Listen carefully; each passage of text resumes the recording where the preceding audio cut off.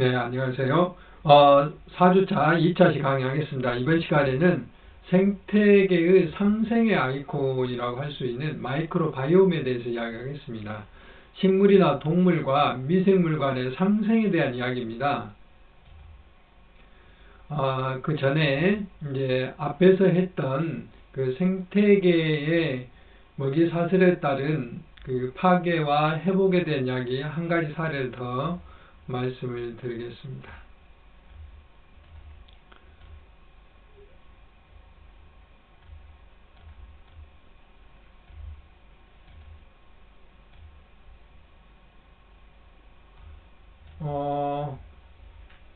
미국의 이 알래스카에 가면 베링 해협이라는 곳이 있어요. 이쪽에 가면 이렇게 길게 뻗은 열대가 있는데 이 중간쯤에 이제 지섬이라고 하는 소위 지섬이라고 하는 섬이 있는데 1780년도에 일본 선박이 이제 자초되면서 그 배 안에 살고 있던 집지들이 이 화산섬 열대에 침입하게 됐어요. 지가 너무 많아지니까 이 섬 이름을 지섬이라고 이제 부르게 됐어요. 그리고 이제 1820년도에는 모피를 또 얻을 목적으로 이 업자들이 북극여우 200쌍을 이 섬에 이제 도입했어요. 이게 외래종이 이 두 종류, 지하고 그 다음에 북극여우가 들어왔는데 원래 이 섬에는 그 육지하고 연결되어 있지 않기 때문에 그 생물 종수가 이렇게 많지 않았고 그 다음에 자원도 풍부지 않아서 먹이사슬이 굉장히 단순했어요. 또 이제 이 속에 살고 있는 생물들은 그 포유류에 대한 이런 그 북극여우라든지 지에 대한 방어 수단이 없었어요. 원래 이제 고유종들이 그러잖아요. 그럼으로써 여러 가지 문제가 나타나는 생태계가 파괴되는 문제가 나타나게 됐어요. 그래서 이제 최근에는 북극여우라든지 84년도에 퇴치를 했고 지는 2010년도에 이제 무려 230년이 걸려서 퇴치를 했어요. 공식적으로.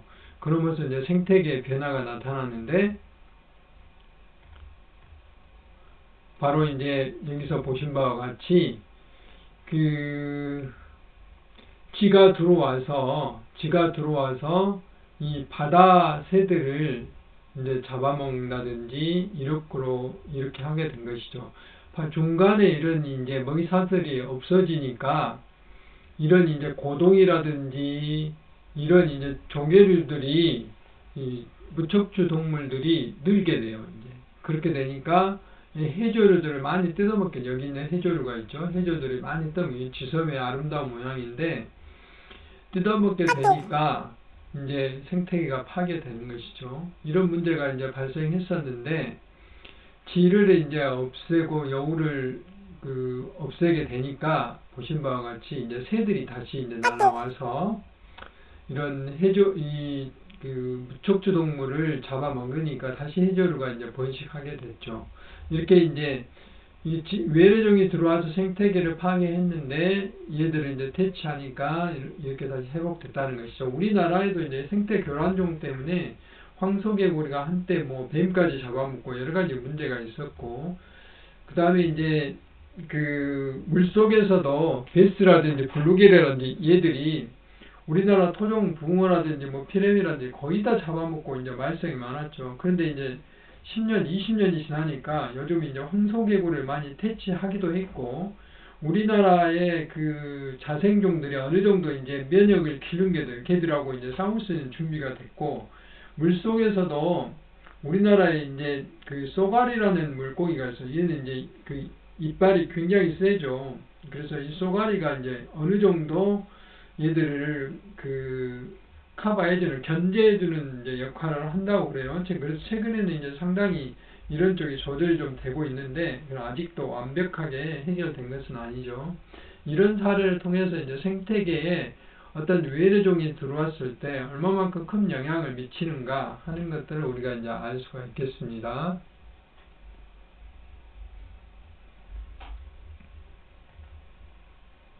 이번 시간에는 이제 나무들의 소통, 또 이런 것들인데, 이제 결론부터 말하면 나무가 됐든 동물이 됐든 미생물들하고 같이 살면서, 나무들은 뿌리라든지 줄기에 미생물들이 깊게 파들어가고 바깥에도 있고, 일종의 이제 이 통신망과 같은 역할을 하는 것이죠.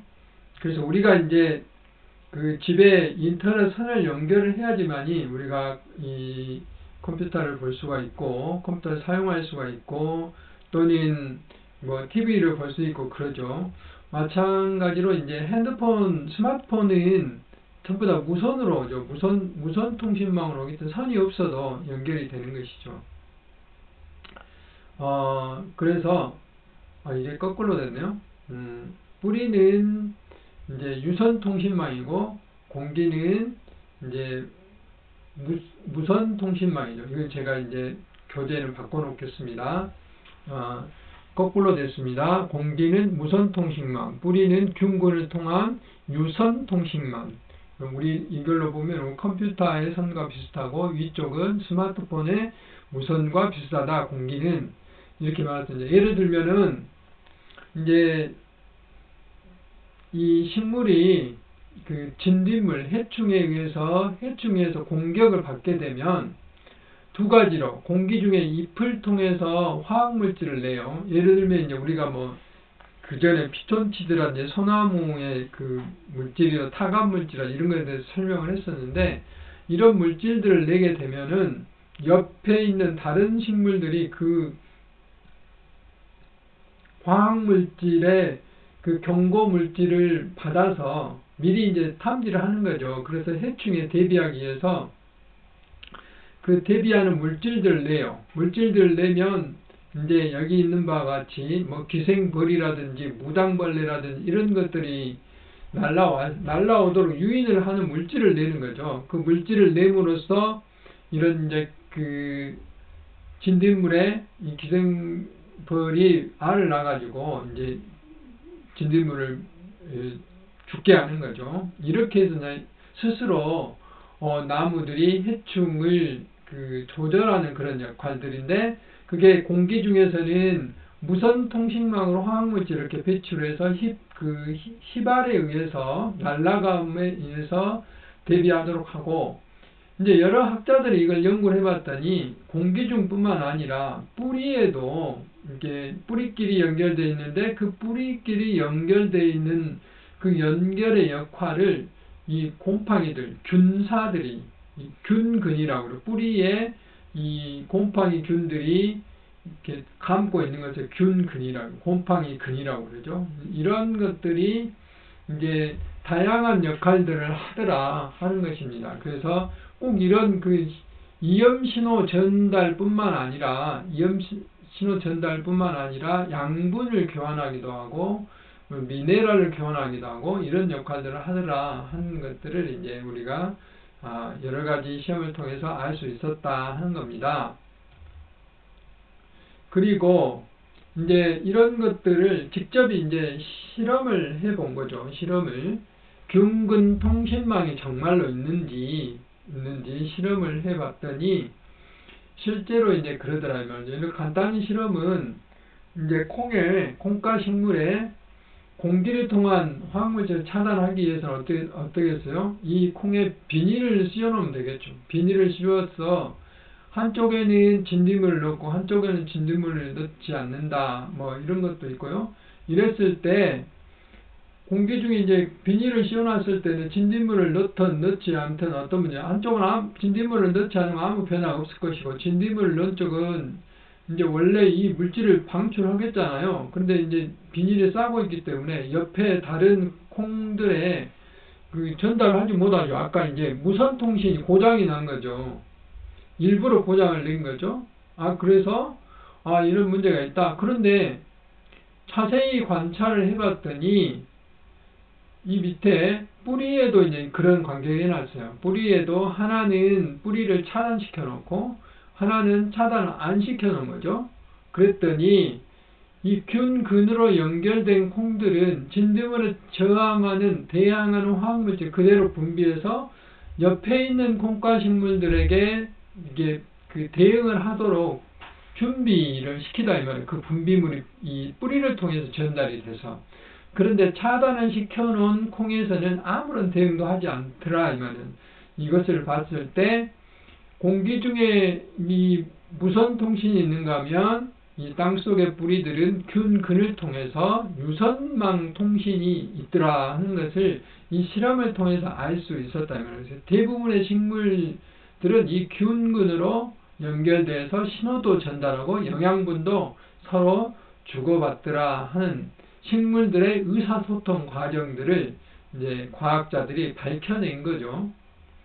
그래서 이것은 이렇게 식물들은 이런 그 진딧물의 어떤 영양 때문에 그 감염을 예방하는 이익을 본 반면에 곰팡이도 뭔가 이익이 있어야 될 거 아니에요?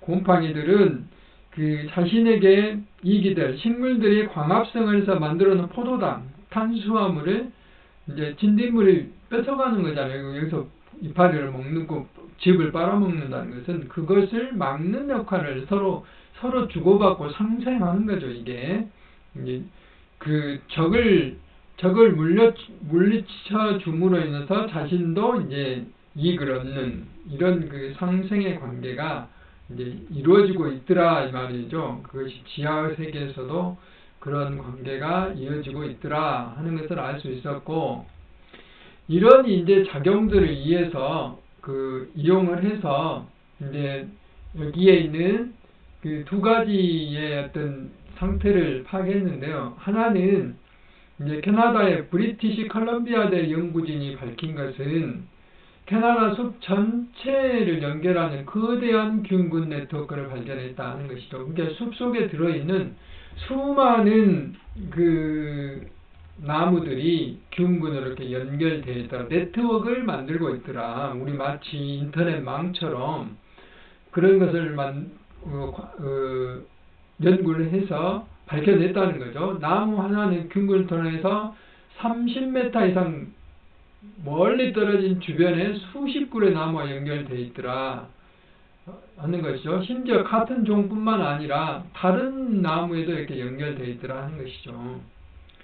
근데 이제 또 하나 문제는 이를 양분을 나누고 신호를 나누기 위해서 이렇게 자연 상태에서 연결된 균근의 그 통신망들을 현대 농업은 일방적으로 비료를 많이 뿌리고 있고 양분을 공급해 줌으로 인해서 식물들이, 농작물들이 뿌리에서 곰팡이를 필요로 하지 않게 되는 거죠.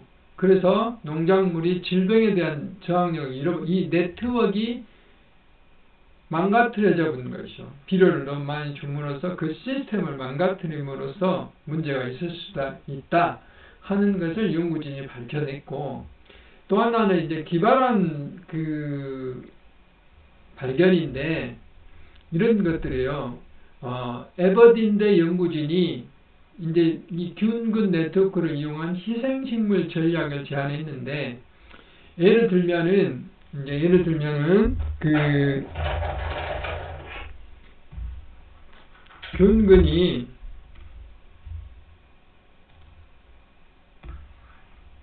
잠깐만요. 연필을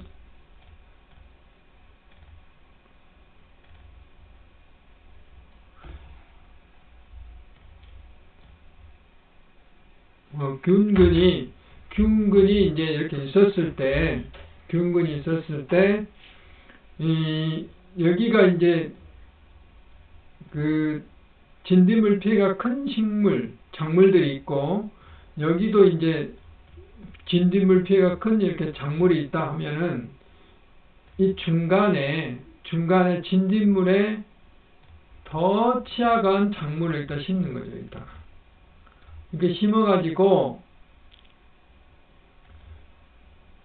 진딧물이 얘를 먼저 먹게 만드는 거예요. 이렇게 얘를 먹게 만들어서 이런 이제 균근에 의해서 연결된 이런 여기다 신호를 보냄으로써 애들이 대비하게 만들어서 미리 이제 진딧물로부터 보호하는 물질을 만들고, 또 이런 기생벌이라든지 다른 이제 이런 연결망을 만듦으로써 사전에 대비하게 하는 이런 이제 이게 천연 살충제라고 할 수 있죠. 이런 시스템들을 개발하면 우리가 이제 그 농약을 사용하지 않더라도 이 어느 정도 해충을 제어할 수 있지 않을까 하는 이제 그런 그 연구들을 기발한 연구들을 하게 되는 것이죠.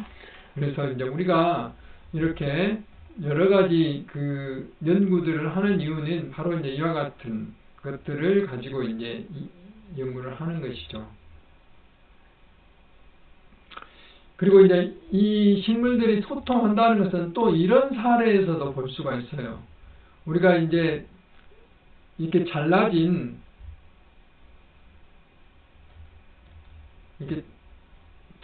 뭉치를 우리는 이제 뭉치라고 그러죠. 나무에 이렇게 잘라진 것을 뭉치라고 그러는데, 이런 뭉치는 잎도 없고, 잎이 없잖아요. 잎이 없고, 그래서 광합성을 할 수 없으니까 양분을 만들 수가 없잖아요. 그 다음에 이제 잎이 있어야 이렇게 잎이 있어야 여기서 그 희발성, 아까 뭐 화물기도 된다고 그러는 희발을 통해서 물을 빼내야 돼요. 이걸 증산작용이라고 그러죠. 우리가 이제 고로쇠물도 마찬가지잖아요. 그런데 물을 빨아들이지 못하니까 이거 죽을 수밖에 없어요. 카우리 나무의 둥치 같은 경우. 그런데 살아있다 이 말이에요. 이것이 살아있어요. 살아있는 이유는 이제 연구를 해봤더니 바로 이 이웃에 있는 이 카우리 나무가 뿌리로 서로 연결되어 있어요. 이웃에 있던 카우리 나무가 요놈하고 서로가 연결이 되어 있어서 물과 양분을 이렇게 주고받더라 이 말이죠.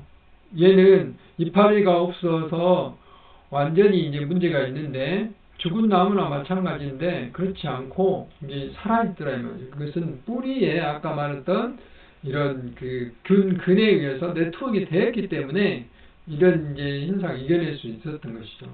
여기서 보신 바와 같이 이 큰 나무는 마치 이 둥치가 자기 뿌리인 것처럼 뿌리의 확장 효과를 얻게 되는 것이죠.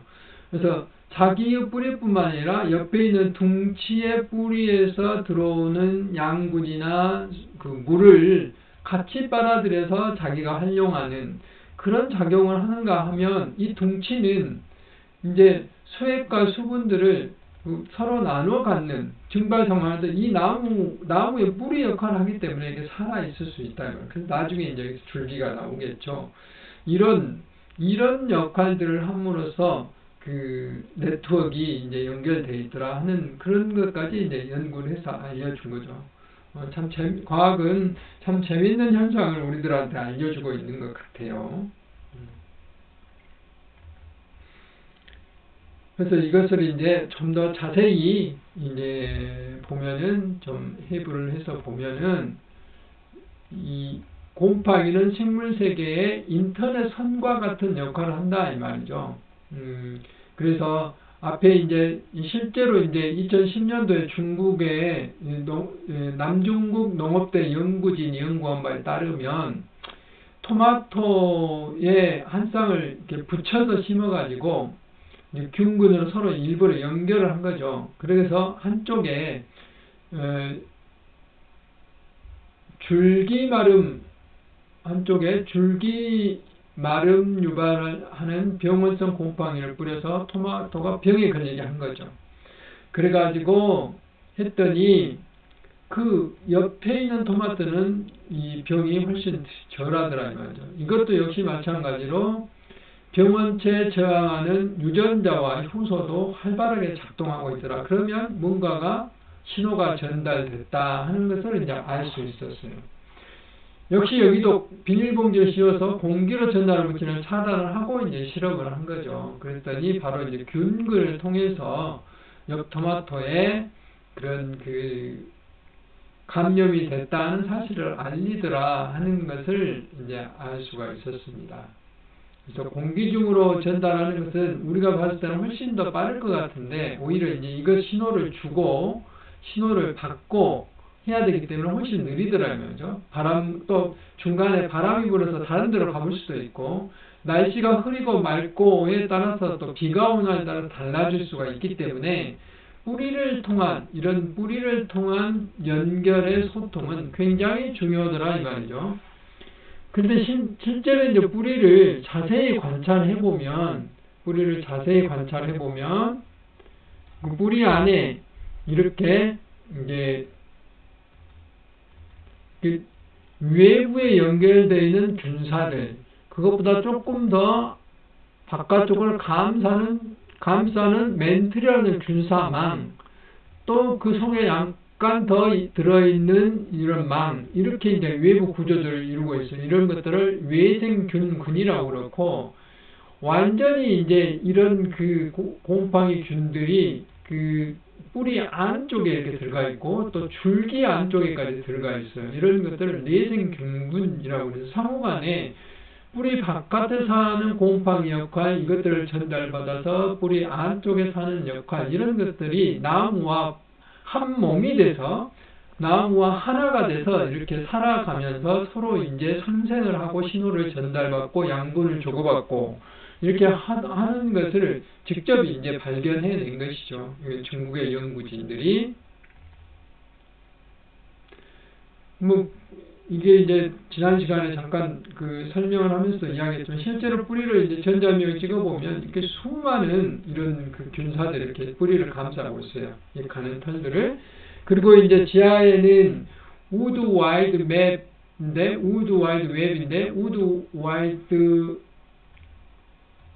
월드 와이드 맵인데, 여기는 우드 와이드 웹 그래가지고 이제 나무의 지하 네트워크, 이렇게 상징적으로 사파로 그려놓은 거예요.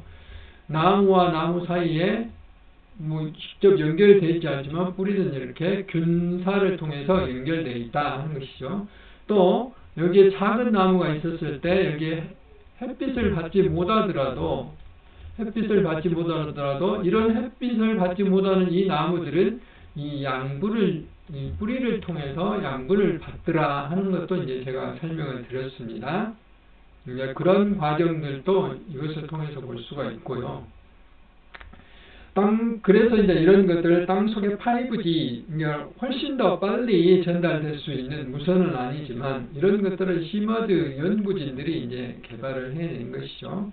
그래서 비록 땅속에 있지만 이제 이런 땅속의 그물망들이 어떤 그 활발히 움직이는 역동적인 어떤 이런 새로운 원리들을 발견해낸 것이다. 그래서 앞에서 설명했지만, 이렇게 큰 나무에 가려져서 어린 나무들은 그 지붕 꼭대기에서 햇빛을 받고 있는 큰 나무들 도움을 받고 있더라 이 말이죠. 우리가 이제 무등산이라든지 깊은 산 쪽에 가면 많은 숫자는 아니지만 그래도 키 작은 나무들이 살아갈 수 있었던 것은 이런 것이죠. 이런 양분의 소통, 이런 것을 하고 있기 때문에 그렇다고 할 수 있습니다. 또 이제 이파리들이 이제 좀 가늘게 있다 갈라진다든지 해서 햇빛도 조금씩 주기도 하고, 뭐 여러 가지 역할들을 하는 거죠. 그래서 숲속의 식물들은 같은 종이나 또는 단종 사이에서도 이런 양분들을 재분부해서 서로 나누고 베푸는 상생의 세계, 식물의 안전망들이 이루어지고 있더라 하는 것들을 많은 연구와 관찰을 통해서 이렇게 알게 된 것이죠. 그래서 식물과 그 땅속에 있는 토양 박테리아, 세균 또는 균들을 아까 말했던 균 곰팡이들은 이런 다양한 역할들을 하고 있죠. 그래서 이제 실제로 아까 균사들도 있고, 이게 박테리아, 세균들도 있는데, 이런 그 식물의 그 외부 면역계의 역할, 그런 역할들을 하는 것을 우리 식물의 마이크로바이옴이라고 그러는데, 이게 이제 그것을 설명을 하나 무식도예요. 식물이 잘 자라는 것은 예를 들어서 이런 이제 애벌레 공격을 받았을 때 아까 그런 산물들을 만들어내기도 하고, 이런 것을 전달하기도 하고, 이런 물질들을 받아서 잘 적응하도록 이게 도움을 주게 되는 거죠. 그럼으로써 여기에 있는 아데노신 일린산이라는 AMP라는 물질을 만들어서 식물들이 충분히 어떤 면역작용, 증폭을 할 수 있도록 그런 작용들이 상호에 이렇게 이제 여기 있는 세균하고 연결되어 있어서 양분을 주고받고 면역체계를 만들어주면서 식물을 건강하게 해주는 이런 역할들을 하는 것이죠. 그래서 이런 것들을 우리는 이제 식물 마이크로바이옴이다 라고 이야기를 합니다. 예. 그래서 식물과 식물이 내뿜는 항균 물질들은 주변의 토양 박테리아나 식물의 먹이로 삼는 곤충, 초식동물 등과 생태계를 같이 이렇게 서로 이렇게 같이 이루고 있다 이 말이에요. 돕고 산다 이 말이죠. 앞에서도 잠깐 이야기했지만 마이크로바이옴은 뿌리뿐만 아니라 뿌리뿐만 아니라 뿌리에 이렇게 대사산물, 호르몬, 비타민, 아미노산, 탄수화물 이런 것들을 주고받습니다. 주고받고 또 이렇게 열매, 그다음에 줄기, 잎에서도 이런 것들이 이제 서로 이렇게 나눠지고 있더라 이 말이에요. 여기에 이제 각각의 미생물들이 이제 살고 있다 이 말이죠. 그래서 이런 식물들이 안전하게 살 수 있고 그런 환경을 제공해주고 미생물들은 안락한 보금자리를 찾아 정착하게 되는 것이죠. 이렇게 이제 식물은 발달 시기 환경 조건에 따라 특정한 물질을 뿌리 분비물로 배출함으로써 식물 생육에 필요한 미생물을 이렇게 초대하게 되는 것이죠. 그러니까 자기한테 필요한 미생물들을 이렇게 분비물을 배출하면서 이제 불러들이는 거죠. 이런 여러 가지 물질들을.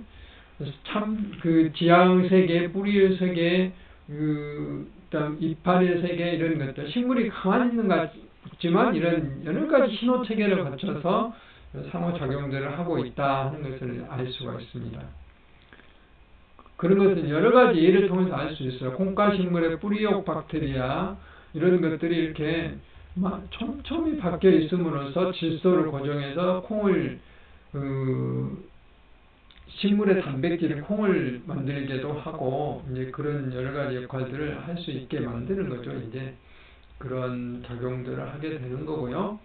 그 다음에 이런 아까 이제 뿌리의 곰팡이 앞에서 설명했던 것처럼 내생, 외생균근 이렇게 이루어지고 실제로 뿌리들이 이렇게 복잡하게 연결되어 있는 것이죠.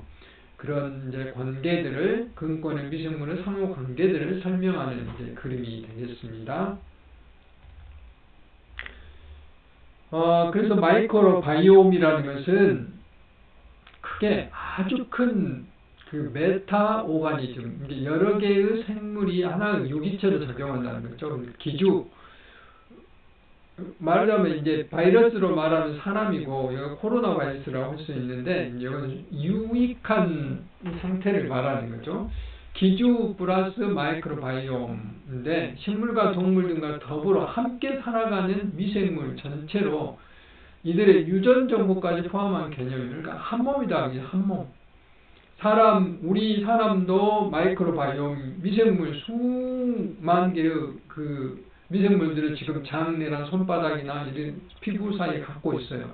그래서 이 기주 생물과 뗄래야 뗄 수 없는 동식물의 생태계의 핵심 구성원이죠. 그래서 뿌리의 근권에 있는 이런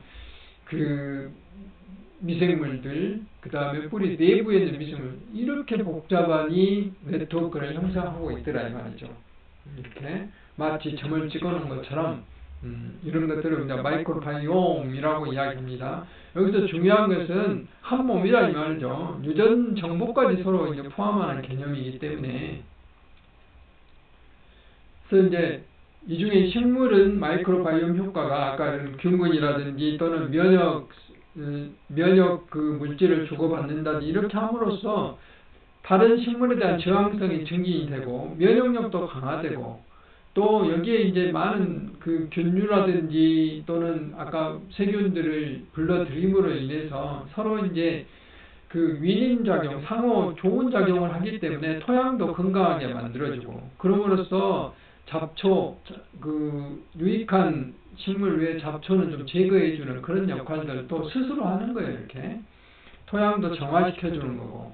또 이런 식물을 먹고 사는 이제 인체에도, 건강한 이런 염증이라든지 당뇨 완화라든지 이런 앱시스산이라는 지베렐리라는 이런 신약을 개발하는데도 상당한 도움을 주더라, 이 말이죠, 이제. 이런 것들을 우리 식물 마이크로바이옴 효과라고 부릅니다. 이제 앞에서 설명했던 균 근부터 시작해서 이것들이 미생물과 서로 소통하는 관계인데, 이게 마이크로바이옴 단계로 오면은 뗄래야 뗄 수가 없다 이 말이죠. 이제 균 근도 마찬가지입니다. 마이크로바이옴이라고 할 수가 있어요.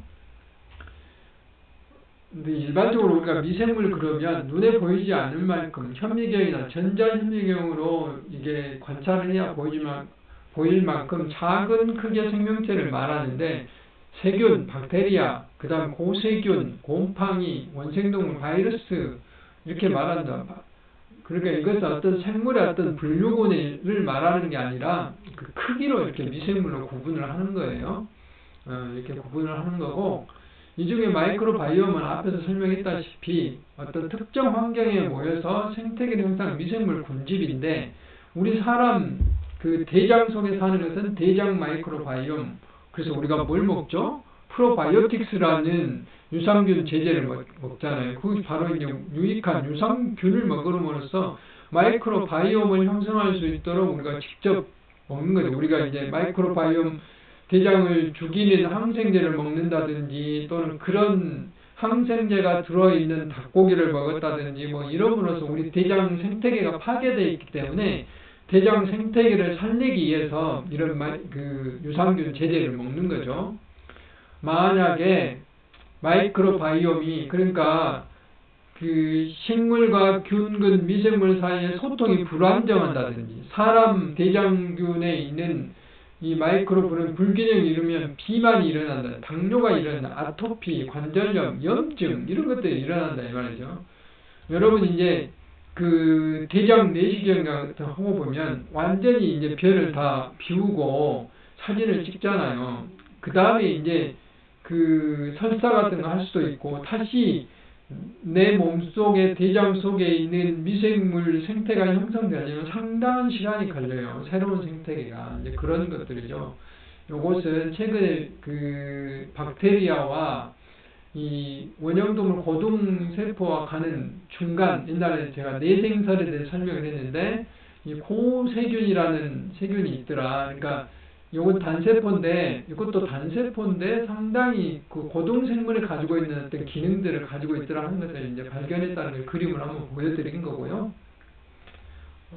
그래서 이제 식물이었고, 인체 마이크로바이옴은 바로 이제 우리 몸속, 우리 몸 바깥에, 특히 장 내에 이렇게 수많은 미생물이 살고 있는데, 우리 이제 대장이나 소변 속에 들어있는 마이크로바이옴은 그 수가 굉장히 크다. 그래서 아까 유전자 정보도 공유한다고 했죠. 제2의 인간의 유전 정보라고 할 수 있어요.